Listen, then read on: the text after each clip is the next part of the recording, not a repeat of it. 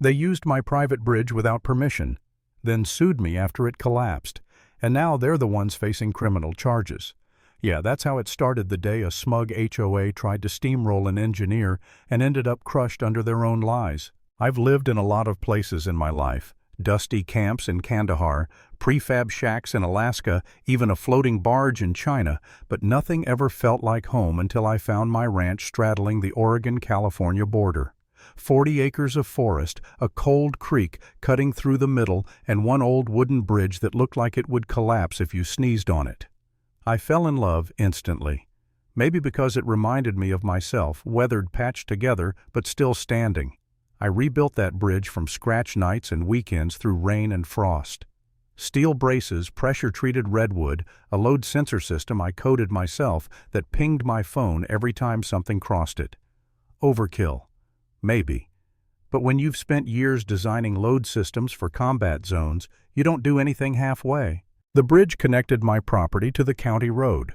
On the far side of the creek sat River Pine Bluffs, an HOA community with perfect lawns and matching mailboxes. Their president, Karen Delaney, was the kind of woman who could weaponize a smile. I didn't belong to their association. Thank God my land was grandfathered out, and I planned to keep it that way. At first things were fine. Then River Pine started expanding. They wanted to build a dozen new homes. Trouble was, their official access road was a 7-mile detour through switchbacks and slow zones. My bridge, though. My bridge was a straight shot to their construction site. I knew what was coming before it happened. One morning, 3 people in polo shirts showed up at my door. Karen did most of the talking. She had that voice, half honey, half order form. "Mr. Emery, we'd like temporary access over your bridge for our construction vehicles." I looked at her like she'd asked to borrow my toothbrush. "Not happening," I said. "It's private, not rated for heavy loads. My land, my bridge." She smiled too long and said, "Of course. Just thought we'd ask." I thought that was the end of it. I was wrong. 2 weeks later, I noticed deep tire marks across the planks, wide, heavy ones, and a few boards cracked near the edge. I checked my sensor log, 12,000 pounds, then 17,000 the next night. Someone was crossing. I posted a massive red sign, "Private bridge, no commercial access, trespassers will be recorded." Then I linked the sensors to my phone. I didn't want to fight, but I wasn't about to let strangers tear apart what I built. That week my phone lit up like a Christmas tree. Midnight alerts, 22,000 pounds, 28,000, then 30,000. The camera feed showed a white flatbed truck labeled R&B Development, the HOA's contractor. They weren't even hiding it. I hand-delivered a cease and desist letter to their office. The receptionist accepted it like I'd handed her a dead rat. 2 days later, another alert, 37,000 pounds. I opened the live feed just in time to watch the truck crawl across my bridge loaded with concrete panels. The front axle hit the midpoint. Then the right side gave way. 1 second it was a truck, the next it was a splash of headlights and metal. The sound, God! It was like a rifle crack mixed with thunder. By the time I reached the creek, the driver was standing knee-deep in the water, screaming that my death-trap bridge had ruined him. I pointed at the sign. "Private access," I said. "You missed it." He didn't reply. He just stumbled away. The bridge was gone, splintered beams, twisted rebar, the smell of wet concrete and oil thick in the air. My hands were shaking, not from fear, but from disbelief. I'd spent a year building that bridge, and they destroyed it overnight. The next morning a sheriff showed up, took notes, and hinted that the HOA blamed me. I laughed then because it sounded absurd.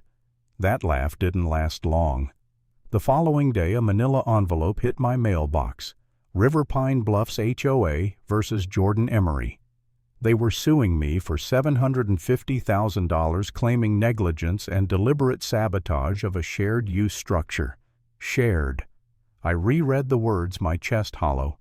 They'd forged photos cropping out my warning sign and even attached a historic easement agreement supposedly signed in 2004. Only problem. The name wasn't the previous owner's, and the document wasn't notarized. It was fake, but fake can still hurt.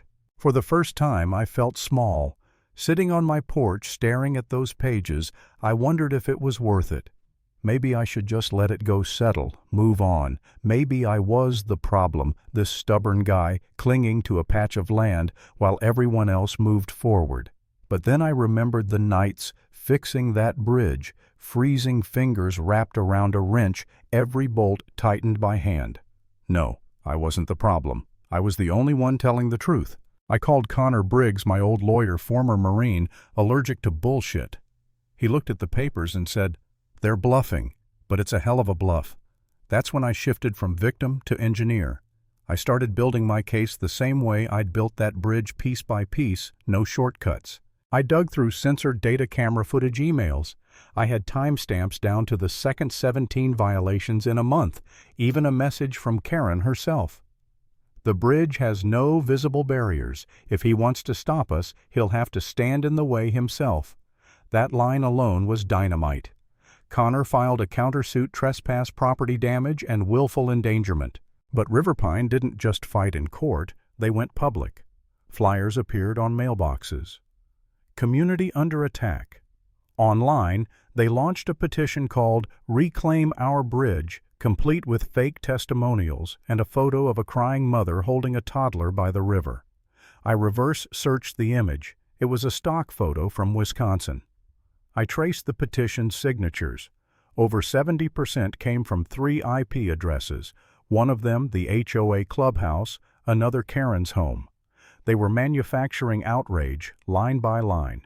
I printed every log, every timestamp, and stapled them into a single thick file labeled Digital Manipulation Evidence. Connor grinned when he saw it. "You sure you weren't intel?" he asked. I told him engineers are just intel with better tools. The preliminary hearing felt like walking into enemy territory. Karen sat in the front row, charcoal blazer, smug smile. Her lawyers called me an anti-community obstructionist, said I was a recluse blocking progress. Connor said nothing until it was our turn. Then he pressed play. The courtroom went silent as the video showed the R&B truck grinding across my bridge beams, groaning and finally dropping into the creek. Gasps. Then he brought out the sensor data, the email from Karen, and finally the forensic report proving the easement signature used ink manufactured 8 years after its supposed date. "No notary, no filing, no witness," Connor said. "And the named owner doesn't exist." The judge's eyebrow shot up. HOA's side looked pale. Connor wasn't done. He handed over our digital fraud packet. "Plaintiffs have engaged in coordinated misinformation," he said, "including fake signatures and bot traffic from their own clubhouse." The judge actually chuckled. "Is the defendant also responsible for creating Russian dating accounts?" he asked. "Apparently," Connor said. "He's quite the multitasker." Even I cracked a smile. Then the judge turned serious. "Mrs. Delaney, he said your association has a lot to answer for. I'm especially concerned about this forged access document." Karen stood up, voice trembling but polished. "We were under the impression it was authentic." The judge leaned back. "We'll let the district attorney evaluate that impression." He paused, looked at me and said, "Mr. Emery, I'm granting your counterclaim to proceed and issuing a protective order. Effective immediately, the HOA is barred from using your property in any way." Bang. Gavel down. Karen brushed past me outside the courtroom and hissed, "You really think this is over?" I didn't even look at her. "No," I said. "I think this is your beginning." After that, the HOA switched tactics, bureaucratic warfare. Anonymous county inspections, zoning checks, environmental audits, all bogus. But I'd kept every permit, every certificate. They couldn't touch me. I built a website, bridgetruth.org, posted real footage, real documents, interviews with neighbors who actually lived near the creek. No bots, no drama, just facts. It spread quietly, but it hit Karen where it hurt most: control of the story. Then came the nail in the coffin. The county registrar confirmed that the HOA's so-called access document referenced a file number from a septic tank permit 2 miles away. A lazy forgery. Connor filed for sanctions and referred the forgery for criminal review. Within days, a nervous HOA board member called me mumbling about reevaluating leadership and possible settlement. I told him I'd talk after the judge said the word liable and hung up. When the final judgment came, the sky was low and gray, like even the weather was holding its breath. The courtroom was quiet. The judge read his ruling calm, factual, devastating. The HOA's entire claim dismissed. My countersuit upheld in full. They owed me $420,000 for damages, plus another $180,000 for harassment and unlawful trespass. R&B Development was fined for operating without insurance. Then the judge looked directly at Karen. This court finds that River Pine Bluffs HOA engaged in systematic abuse of private rights, including fraud upon the court. I recommend the district attorney review Mrs. Delaney's conduct for criminal prosecution. You could feel the air leave the room. Karen just stood there, rigid, small. When it was over, she walked out without a word. Outside, Connor shook my hand and said, "You didn't just win, you rewrote the whole HOA playbook." I didn't feel triumphant, just steady, like standing on solid ground again after months of fighting quicksand. I rebuilt the bridge with galvanized steel and twin cameras, stronger than ever. At the end of the drive, I put up a new sign. Trespassers will be sued and billed. Ask the HOA what happened last time. 2 months later, a postcard showed up. No name, just a sketch of a goat wearing a hard hat and one line. That was one hell of a bridge collapse. I laughed harder than I had in months. And if there's one thing I learned, it's this: never underestimate the man who built the bridge you're trying to burn.